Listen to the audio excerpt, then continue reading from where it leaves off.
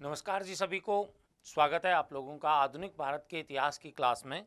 देखिएगा, पिछली क्लास में हमने संवैधानिक विकास के बारे में चर्चा आपसे आरंभ की थी। इस क्लास में इस चर्चा को आगे बढ़ाते हुए हम बात करेंगे 1793 ईस्वी के चार्टर एक्ट की। कौन से? देखिए, संवैधानिक विकास।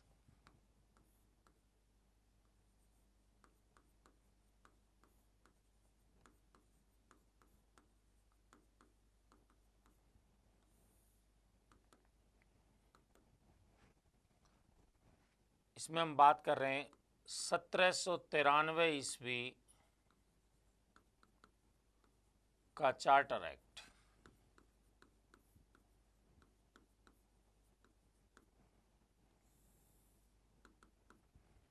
सत- 1793 ईस्वी का चार्टर एक्ट। देखिएगा, इस आपके चार्टर एक्ट के माध्यम से जो कंपनी का अधिकार है उसको 20 वर्ष के लिए और बढ़ा दिया गया। कंपनी के जो व्यापारिक अधिकार थे उनको 20 वर्ष के लिए और एक्सटेंड कर दिया गया।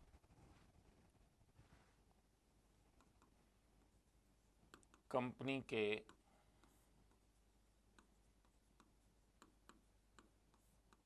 व्यापारिक अधिकार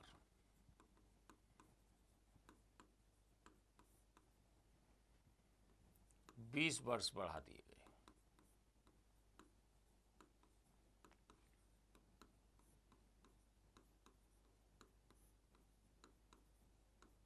बीस वर्ष तक बढ़ा दिए गए कि भाई 20 साल तक और आपकी कंपनी क्या करेगी, यहां पर व्यापार करेगी।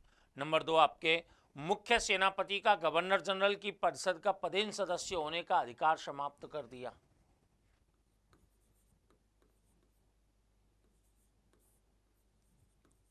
मुख्य सेनापति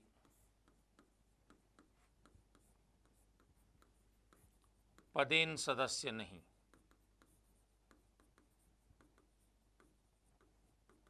पदेन सदस्य अब आपके मुख्य सेनापति यहां पर नहीं रहे हैं। तीसरा, आपके बोर्ड ऑफ कंट्रोल के सदस्यों और कर्मचारियों का वेतन भारत के राजकोष से दिया जाने लगा।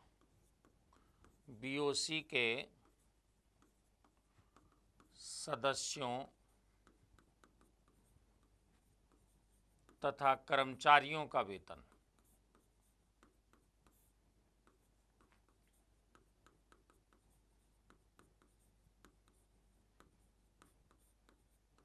भारत के राजकोष से।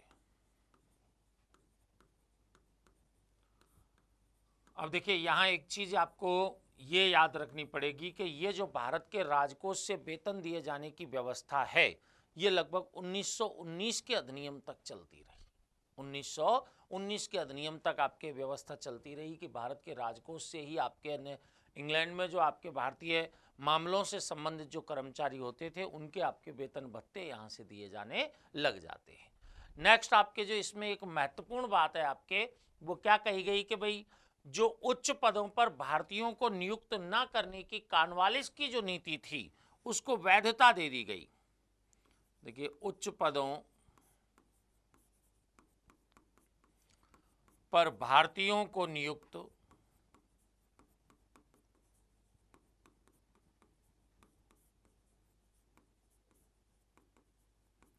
न करने की कॉर्नवालिस की नीति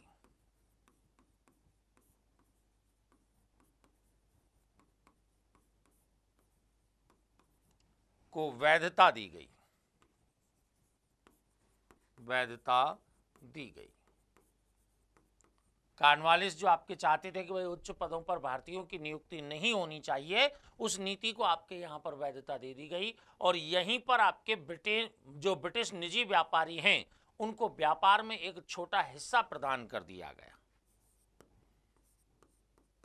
देखिए, ब्रिटिश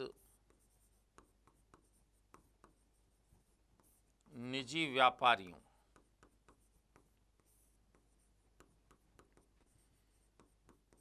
को व्यापार में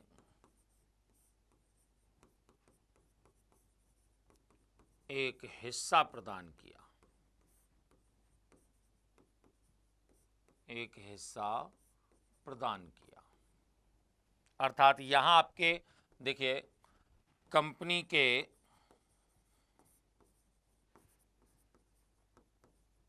व्यापारिक एकाधिकार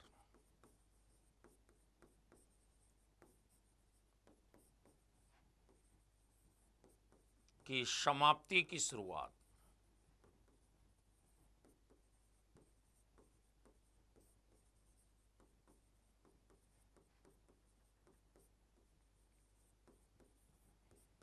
होने लगी 1793 ईस्वी के चार्टर एक्ट से ही कंपनी के जो व्यापारिक एकाधिकार थे उनको समाप्त करने की आपकी शुरुआत देखने को हमें मिल जाती है। क्यों?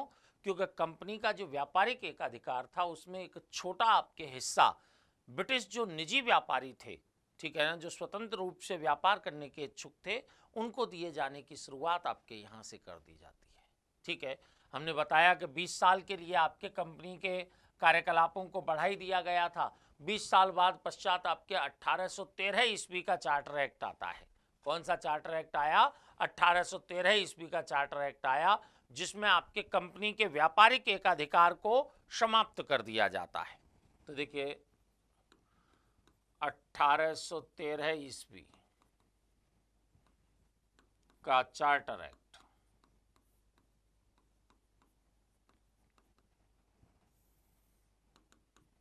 अब यहां देखिए ईस्ट इंडिया कंपनी के व्यापारिक एकाधिकार की समाप्ति, व्यापारिक एकाधिकार की समाप्ति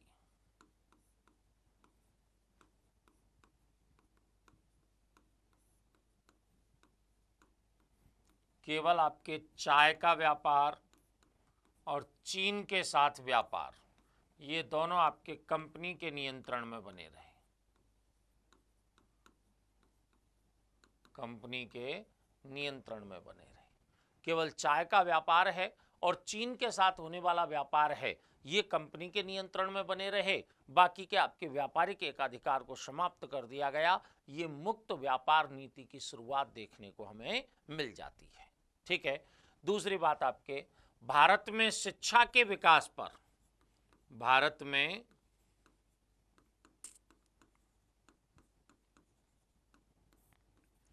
शिक्षा के विकास पर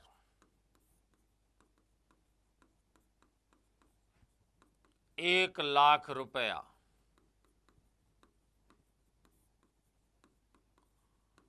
वार्षिक खर्च किए जाने का प्रावधान।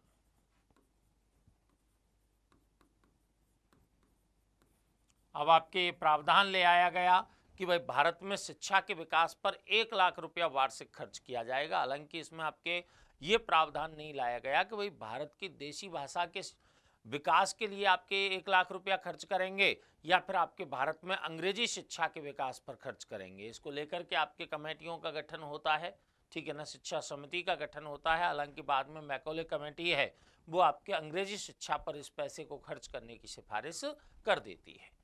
तीसरी बात आपके ईसाई धर्म मिशनरियों को, ईसाई धर्म मिशनरी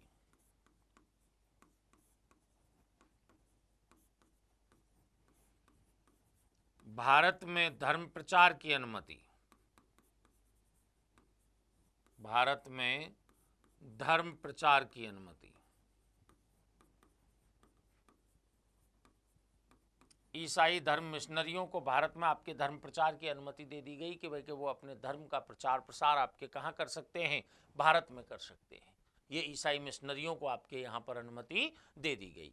अब देखिए इस अनुमति को दिए जाने में जो बोर्ड ऑफ कंट्रोल के अध्यक्ष थे चार्ल्स ग्रांट, चार्ल्स ग्रांट की आपके महत्वपूर्ण भूमिका रहती है। चार्ल्स ग्रांट की महत्वपूर्ण भूमिका,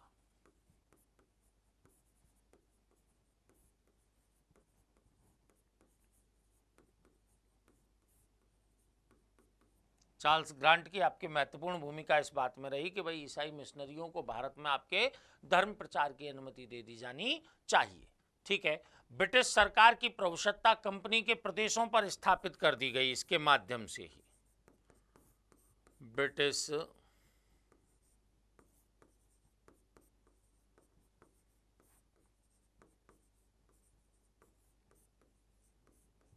सरकार की प्रभुसत्ता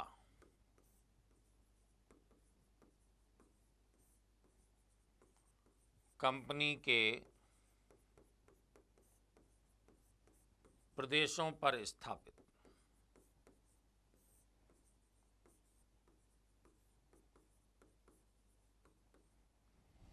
ब्रिटिश सरकार के नियंत्रण में आपके चले जाते हैं, कंपनी के जितने भी प्रदेश हैं उसके आपके प्रभुसत्ता के अंतर्गत आ जाते हैं। कंपनी के व्यापारिक एकाधिकार को अगले 20 वर्ष के लिए और बढ़ा दिया जाता है, जो कि हमने आपके क्या बताया कि भाई एकाधिकार केवल किन पर रहा है, चाय का और चीन के साथ आपके जो व्यापार है उसी पर एकाधिकार रहा था, उसको अगले 20 वर्ष के लिए बढ़ा दिया जाता है। देखिए, ईस्ट इंडिया कंपनी के व्यापारिक अधिकार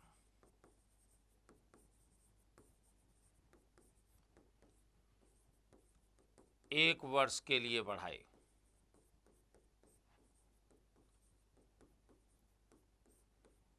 एक वर्ष के लिए बढ़ा दिए गए आपके ईस्ट इंडिया कंपनी के व्यापारिक एकाधिकार हैं। ठीक है, ये भी आपके यहाँ पर महत्वपूर्ण बात रही। दूसरी बात आपके कि भारत में आकर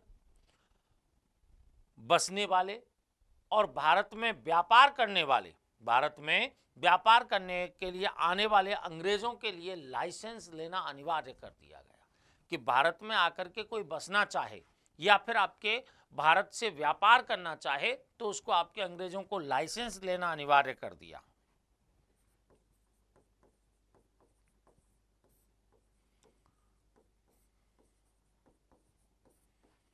भारत में बसने वाले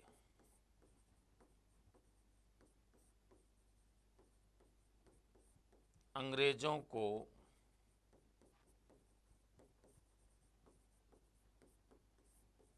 लाइसेंस लेना अनिवार्य कर दिया गया।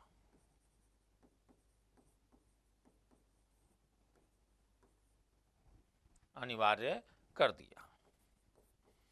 ये आपके कुछ महत्वपूर्ण बिंदु किसके अंतर्गत रहे? 1813 ईस्वी के चार्टर एक्ट के अंतर्गत रहते हैं, जिसमें एक तो महत्वपूर्ण बात क्या है कि शिक्षा के विकास पर 1 लाख रुपया, एक व्यापारिक एकाधिकार की आपके समाप्ति की बात है, ईसाई धर्म मिशनरियों को भारत में धर्म प्रचार की अनुमति की बात है, ब्रिटिश सरकार की आपकी जो प्रभुसत्ता है वो कंपनी के प्रदेशों पर आपके स्थापित करने की बात है, और लाइसेंस की बात आपके यहाँ पर मुख्य रूप से आती है कि भाई भारत में बसने वाले या भारत से व्यापार करने वाले जो अंग्रेज हैं उनको यहाँ पर लाइसेंस लेना ही पड़ेगा।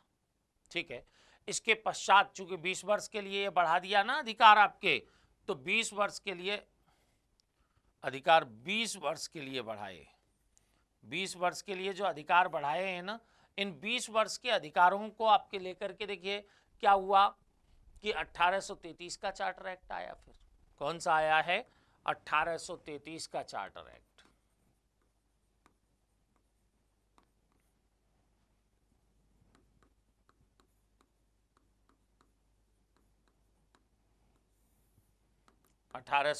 का चार्टर एक्ट। अब देखिए यहां पर कि व्यापारिक एकाधिकार पूर्णतः समाप्त। कंपनी के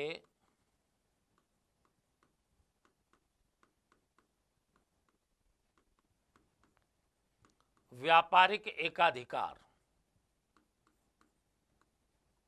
पूर्णतः समाप्त कर दिए गए, पूर्णतः समाप्त किए।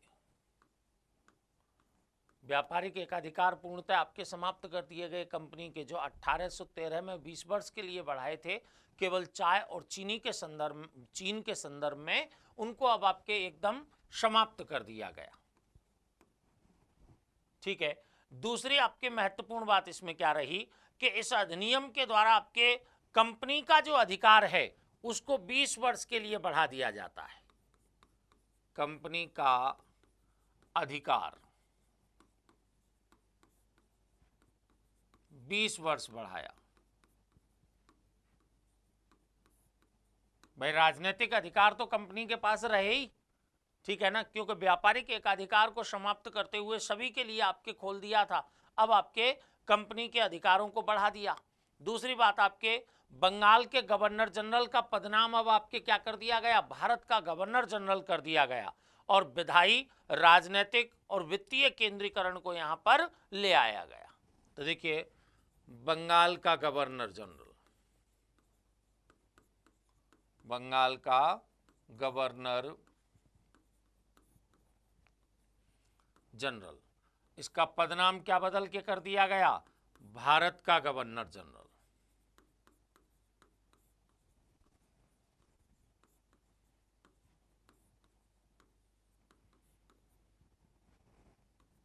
विलियम बेंटिंक की नियुक्ति की गई। फर्स्ट आपके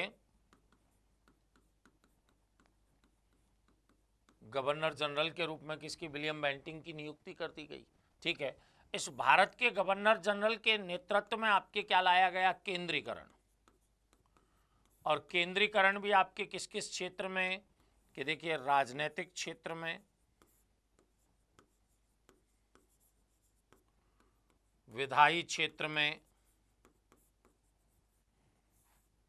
प्रशासनिक क्षेत्र में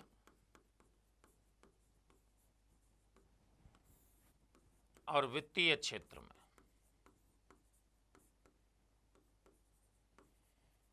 इन सभी जगह पर आपके केंद्रीकरण की प्रवृत्ति को आपके ले आया गया, क्योंकि अब आपके ऊपर से प्रशासन कहाँ किया जाना है, नीचे की ओर किया जाना है, अर्थात आपके मद्रास और बंबई प्रेसिडेंसी के जो विधायी अधिकार थे उनको छीन लिया गया।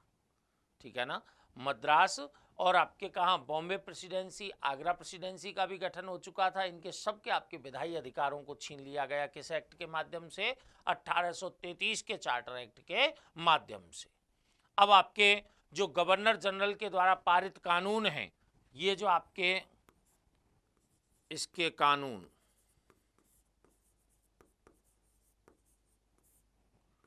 अब अधिनियम कहे जाने लगे।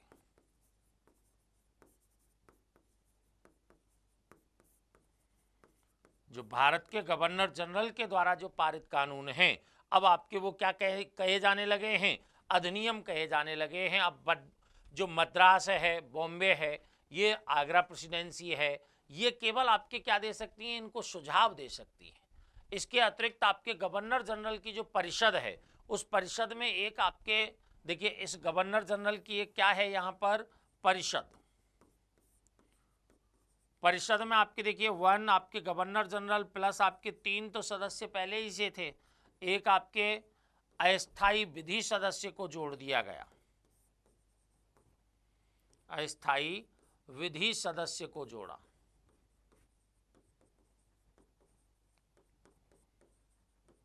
विधि सदस्य को जोड़ा, लेकिन इसे मत का अधिकार नहीं दिया।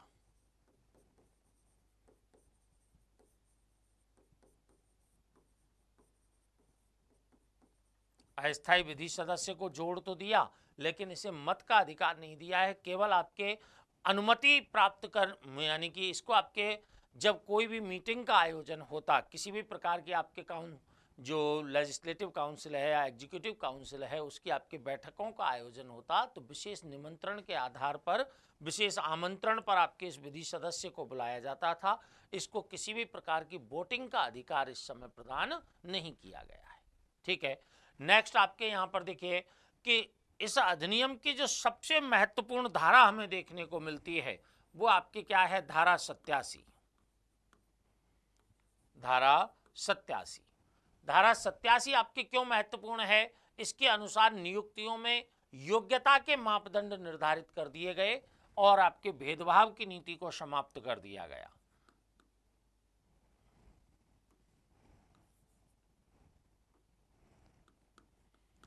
नियुक्तियों में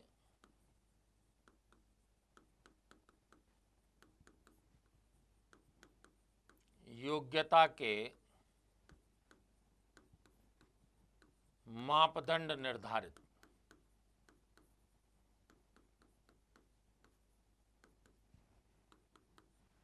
भेदभाव की नीति समाप्त, भेदभाव की नीति समाप्त कर दी गई। भेदभाव की नीति समाप्त कर दी गई, योग्यता के मापदंड यहाँ स्थापित हो गए। दास प्रथा को अंत करने का आपके देखिए दास प्रथा की समाप्ति के आदेश,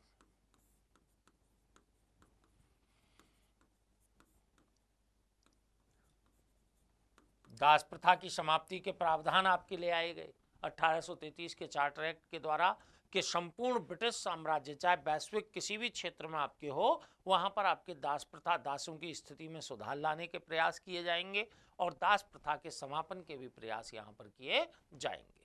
ठीक है। दूसरी बात, आपके 1843 ईस्वी में लॉर्ड एलनबरो के काल में आपके भारत में दास प्रथा को समाप्त कर दिया जाता है। तो दास प्रथा की समाप्ति के प्रावधान आपके यहाँ पर ले आए गए हैं।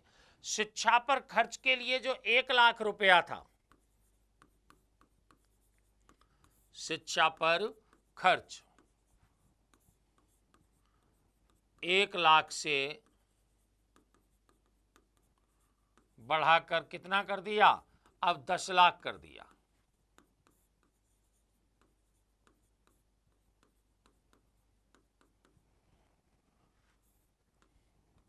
एक लाख से बढ़ाकर के कितना कर दिया गया कि भाई 10 लाख रुपए आपके शिक्षा पर खर्च किया जाएगा प्रति वर्ष।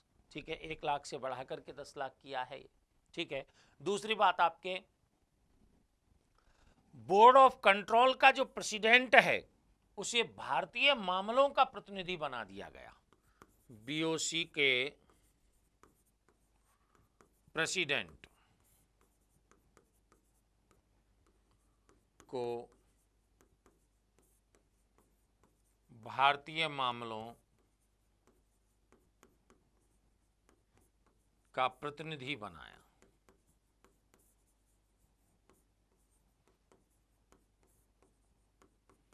भारतीय मामलों का प्रतिनिधि यहां पर बना दिया जाता है। तो ये कुछ एक प्रावधान आपके कौन से में 1833 ईस्वी के चार्टर एक्ट में आते हैं। लेकिन आप एक बात देखिएगा, यहाँ सिंपल सी लैंग्वेज में आपको मैं बताऊं इसको कि 1833 के चार्टर एक्ट से पहले की स्थिति अगर देखी जाए तो देखिए यहां पर आपके क्या है, बंगाल है। बंगाल में कौन है, गवर्नर जनरल है प्लस उसकी काउंसिल है। मद्रास है, मद्रास में आपके कौन है, गवर्नर प्लस उसकी काउंसिल है। बॉम्बे है, बॉम्बे में आपके कौन है, गवर्नर प्लस उसकी आपके क्या है, काउंसिल है। ठीक है। ये सभी आपके कैसे अधिकार रखते थे, विधायी अधिकार रखते थे। सभी आपके विधायी अधिकार रखते थे। अब क्या किया गया, 1833 ईस्वी का जब चार्टर एक्ट आया तो 1833 ईस्वी के चार्टर एक्ट में आपके जो इनके विधायी अधिकार हैं उनको समाप्त कर दिया गया। किन किन के, मद्रास और बॉम्बे प्रेसिडेंसी के। ठीक है। और यहां पर आपके क्या किया गया कि भारत का जो ये जो बंगाल का गवर्नर जनरल था इसका पदनाम बदल करके क्या कर दिया गया, गवर्नर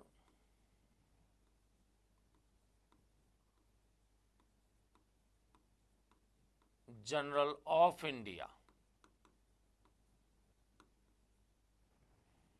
विद काउंसिल।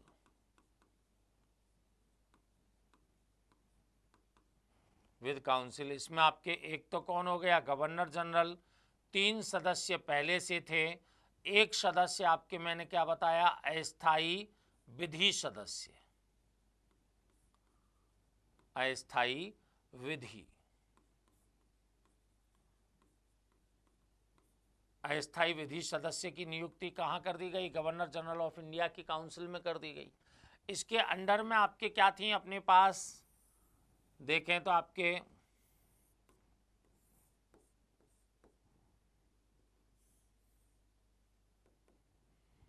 एक तो बंगाल प्रेसिडेंसी है, एक बॉम्बे है,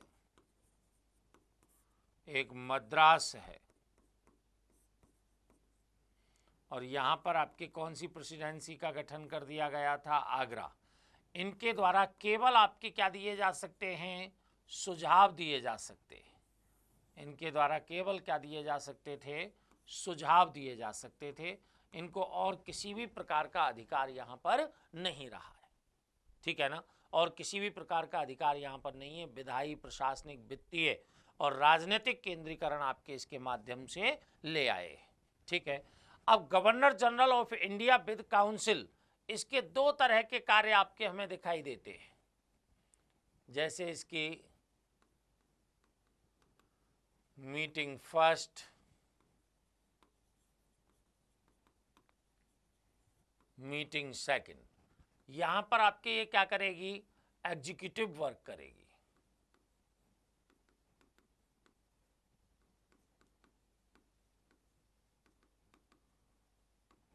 और यहां पर आपके लेजिस्लेटिव,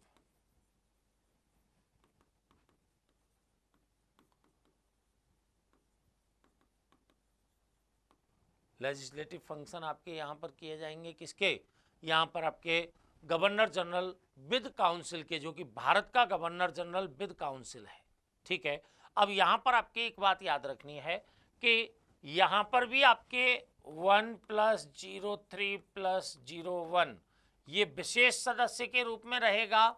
यहां पर 1+3+01 ये आपके अस्थायी विधि सदस्य के रूप में रहेगा। इसको मत का अधिकार नहीं होगा, मत का अधिकार नहीं।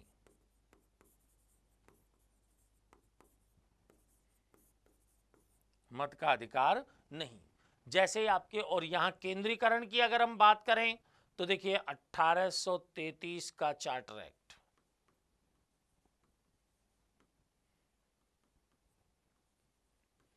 इसमें केंद्रीकरण की बात हमने की थी। और केंद्रीकरण में आपके देखिए कैसा, विधायी केंद्रीकरण। विधायी केंद्रीकरण से तात्पर्य क्या है कि इनकी जो गवर्नर जनरल विद काउंसिल है, गवर्नर और उसकी काउंसिल है, इनके विधायी अधिकार छीन लिए गए जो पहले थे, ठीक है। दूसरा आपके प्रशासनिक, तीसरा वित्तीय,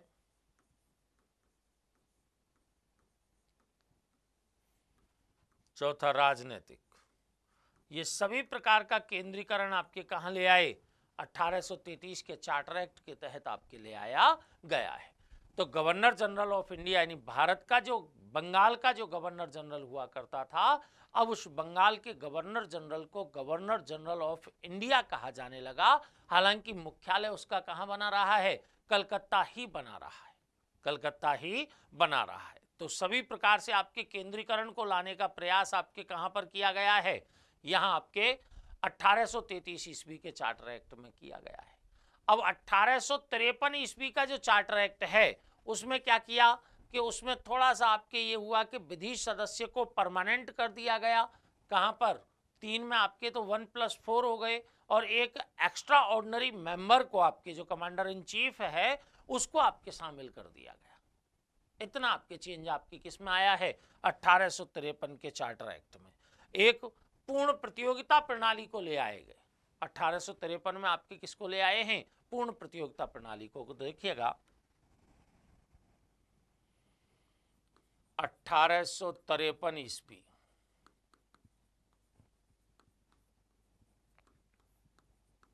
का charter act,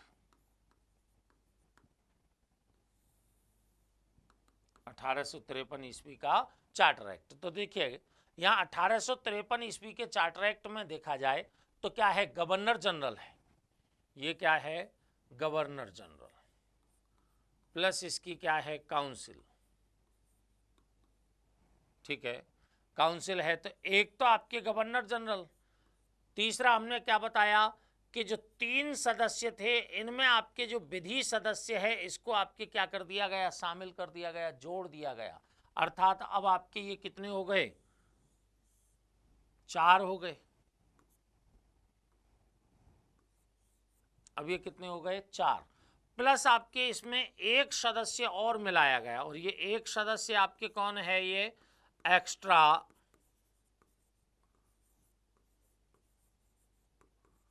ordinary member. EOM। और यहां पर आपकी किसकी नियुक्ति है इसके रूप में? कमांडर इन चीफ की।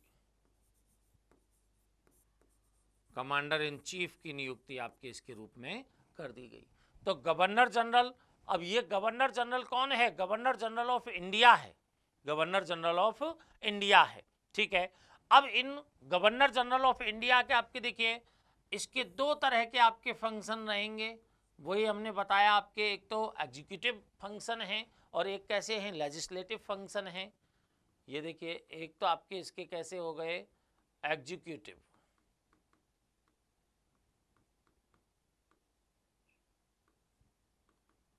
फंक्शन है, एक आपके कैसे हो गए? Legislative function.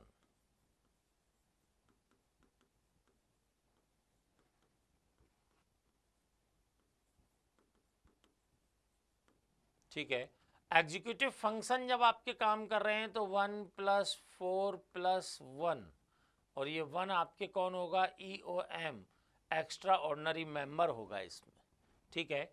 यहाँ पर जब आपके लेजिस्लेटिव संबंधी कार्य कर रहे हैं तो 1+4+1, ठीक है, प्लस आपके 6 अतिरिक्त सदस्य।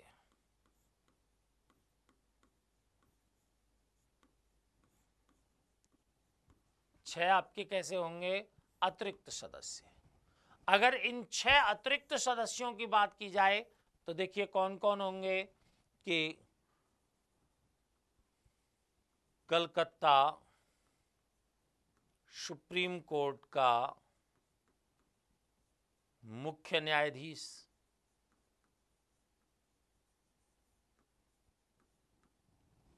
कलकत्ता सुप्रीम कोर्ट का मुख्य न्यायाधीश।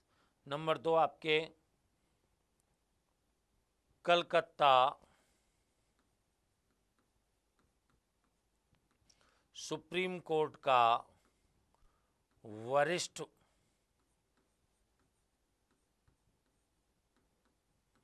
न्यायाधीश, एक वरिष्ठ न्यायाधीश होगा। मद्रास, बॉम्बे,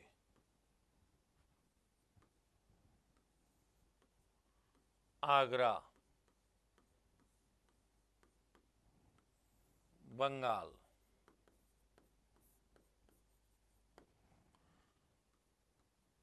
एक प्रतिनिधि इसका, एक प्रतिनिधि इसका, एक प्रतिनिधि इसका,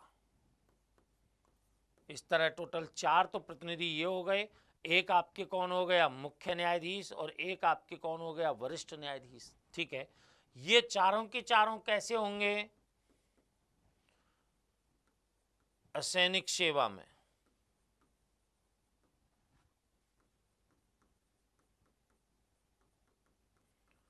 दस वर्ष का अनुभव प्राप्त।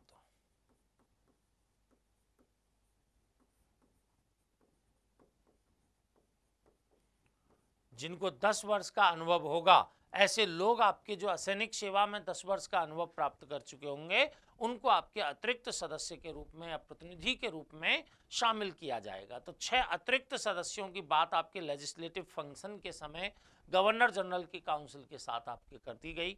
तो 1 यानी एक गवर्नर जनरल, 4 उसके सदस्य, क्योंकि विधि सदस्य को हमने पूर्णकालिक सदस्य बना दिया है, एक आपके एक्स्ट्रा ऑर्डिनरी मेंबर है जो कमांडर इन चीफ है, और 6 अतिरिक्त सदस्य। 6 अतिरिक्त सदस्य कौन से हो गए? एक कलकत्ता सुप्रीम कोर्ट का आपके मुख्य न्यायाधीश हो गया, एक कलकत्ता सुप्रीम कोर्ट का वरिष्ठ न्यायाधीश हो गया है। इसके अतिरिक्त आपके मद्रास, बॉम्बे, आगरा और बंगाल जो प्रेसिडेंसियां हैं उनके एक एक प्रतिनिधि आपके इसमें शामिल कर दिए गए, ठीक है। अब ये चारों की चारों आपके कैसे रहेंगे कि भाई कंपनी के असैनिक कर्मचारी के रूप में आपके 10 वर्ष की सेवा जिन्होंने की है वो सब आपके इसमें शामिल कर दिए जाएंगे। एक एक आपके प्रतिनिधि उनमें से ही भेजा जाएगा।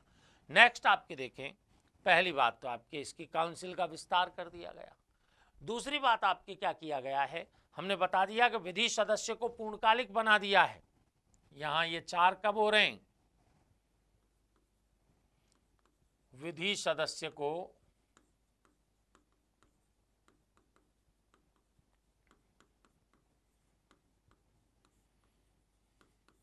पूर्णकालिक बनाया। जो पहले अस्थायी सदस्य के रूप में था ना 1833 में, अब वो पूर्णकालिक सदस्य के रूप में बना दिया जाता है। ठीक है, अब यहां पर देखिए कोर्ट ऑफ डायरेक्टर्स के सदस्यों की संख्या है वो भी 24 से घटा करके 18 कर दी जाती है।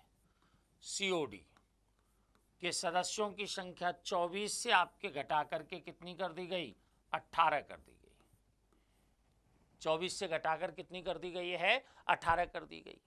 दूसरा आपके देखिए कि विधि सदस्य को गवर्नर जनरल का मैंने बता ही दिया। इसके अतिरिक्त तो पूर्ण प्रतियोगिता प्रणाली को यहां पर ले आए। पूर्ण प्रतियोगिता प्रणाली, पूर्ण प्रतियोगिता प्रणाली को भी आपके इसमें लेकर के आ गए हैं कि भाई पूर्ण प्रतियोगिता प्रणाली यहां पर रहेगी। ठीक है, इसके अतिरिक्त आपके देखिए कि विधान परिषद में वाद विवाद आपके इस समय तक मौखिक होते थे और परिषद के कार्य सार्वजनिक नहीं किए जाते थे। तो देखिए वाद विवाद मौखिक, वाद विवाद कैसे होते थे? मौखिक होते थे। वाद विवाद आपके इस समय तक मौखिक होते थे। ठीक है, इसके अतिरिक्त आपके निदेशक मंडल का सभी प्रकार की नियुक्तियों में हस्तक्षेप समाप्त कर दिया गया कि अब कोर्ट ऑफ डायरेक्टर्स हैं वो आपके किसी भी प्रकार का हस्तक्षेप यहां नियुक्तियों में नहीं कर सकेंगे। ठीक है, किसके अंतर्गत? 1853 के चार्टर एक्ट के अंतर्गत। और देखिए बंगाल में लेफ्टिनेंट गवर्नर की नियुक्ति कर दी गई। बंगाल में लेफ्टिनेंट गवर्नर की नियुक्ति कर दी गई। अब बंगाल में लेफ्टिनेंट गवर्नर की नियुक्ति करने का एक फायदा आपके क्या हुआ कि लॉर्ड डलहौजी बिना किसी अतिरिक्त कार्यभार के भारत का गवर्नर जनरल बनने वाले पहले व्यक्ति बने। अब देखिए भारत का प्रथम गवर्नर जनरल तो विलियम बेंटिंग है, लेकिन बिना किसी अतिरिक्त कार्यभार के भारत के प्रथम आपके गवर्नर जनरल कौन बने हैं? लॉर्ड डलहौजी बने हैं। क्यों? क्योंकि बंगाल के लेफ्टिनेंट गवर्नर के पद का अब आपके सृजन किया गया है। किसके अंतर्गत? इस 1853 ईस्वी के चार्टर एक्ट के अंतर्गत पूर्ण प्रतियोगिता प्रणाली भी आपके यहाँ पर ले आई गई है। ठीक है, तो डलहौजी आपके पूर्ण गवर्नर जनरल के रूप में यहाँ पर स्थापित हो जाते हैं। फिर आपके क्या हुआ कि 1800 देखें आपके फिर 1857 का विद्रोह हुआ। 1857 का विद्रोह हुआ। 1857 के विद्रोह से आपके भारत में जो ब्रिटिश प्रशासनिक व्यवस्था थी या भारत के साथ जिस प्रकार के राजनीतिक संबंध आपके ब्रिटिश सरकार के थे वो पूर्णतः बदल गए। ठीक है, और भारत की जो प्रजा है, भारत की जो सत्ता है वो आपके कंपनी के हाथ से छिटक करके किसके? ब्रिटिश महारानी के हाथ में चली गई और कंपनी पुनः आपके एक व्यापारिक कंपनी बन करके रह गई।